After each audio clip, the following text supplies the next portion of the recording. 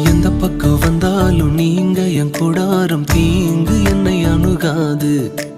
துர்ச்சன பிரவாகம் சூழ்ந்திட நின்றாலும் துளியும் என்னை நெருங்காது. சிறு வெள்ளாட்டு கிடை போல் கிடந்தே